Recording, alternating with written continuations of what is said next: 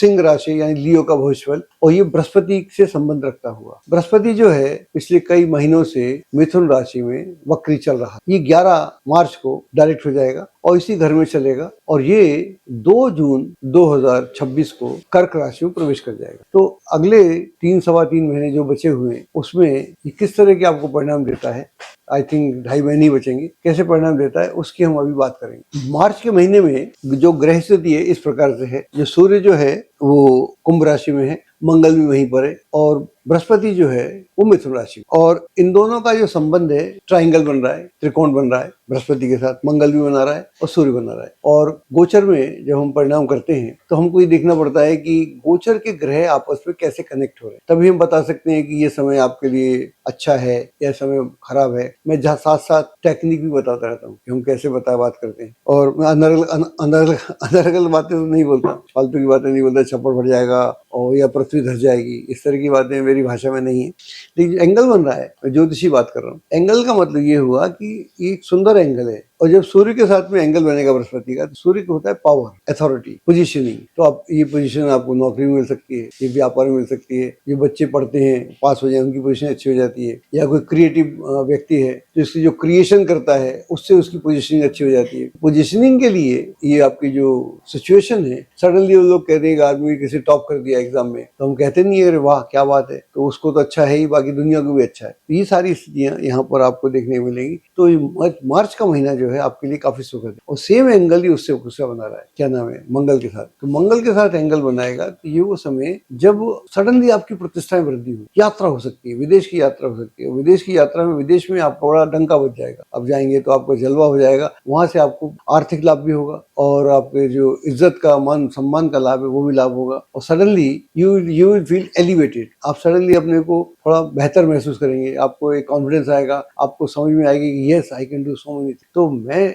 आपको बताना चाह रहा हूँ इस समय का, मार्च के महीने का, पूरे मार्च का बहुत ही बढ़िया महीना है। जितना बचा हुआ है 11 तारीख से लेकर आखिर तक, इसका आप लाभ उठाइए। इसमें आप जैसा आप प्लानिंग करेंगे वो प्लानिंग आपकी बहुत बढ़िया से संपन्न हो जाएगी।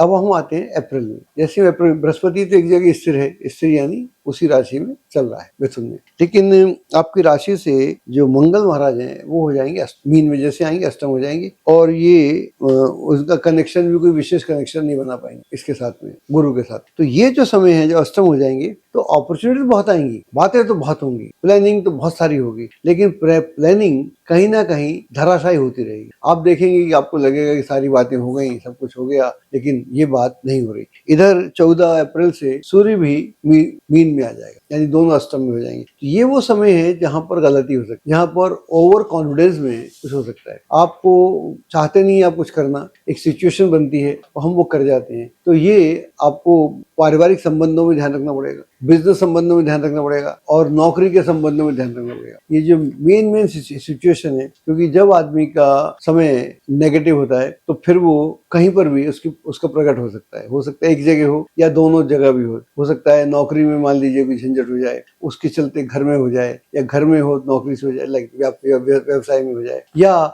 हम कोई ऐसा निर्णय ले लें, आप कोई ऐसा निर्णय ले लें जिसमें आपकी जरूरत नहीं थी, या उसका टाइमिंग ठीक नहीं था, काम तो आप ठीक कर रहे हैं लेकिन ये समय नहीं था। तो इस समय को वॉच करना पड़ेगा, इसके साथ में आपको बिल्कुल ध्यान रखना पड़ेगा। अगर आप ध्यान नहीं रखेंगे तो फिर आपको दिक्कत भी हो सकती है। हेल्थ का भी ध्यान रखना पड़ेगा, विशेष करके एक्सीडेंट को लेकर ध्यान रखना पड़ेगा, या किसी और व्यक्ति का, घर में निकटस्थ व्यक्ति का, तो स्वास्थ्य को लेकर भी कोई इश्यू हो सकता है। तो ये एक ऐसा समय है अप्रैल का, तो ध्यान रखिएगा, और ये निकल जाएगा, निकल ही जाते हैं महीने, तो इसका थोड़ा सा चिंता का थोड़ा विषय हमको लगता है। लेकिन जैसे ही हम मई में आते हैं, इधर 11 मई को मंगल आगे सरक लेगा, मंगल पहुंच जाएगा सीधा आपकी राशि से नवम भाव में, यानी मेष राशि में, अपने घर में, वहां पर फिर सूर्य भी उसको ज्वाइन कर लेगा 14 को।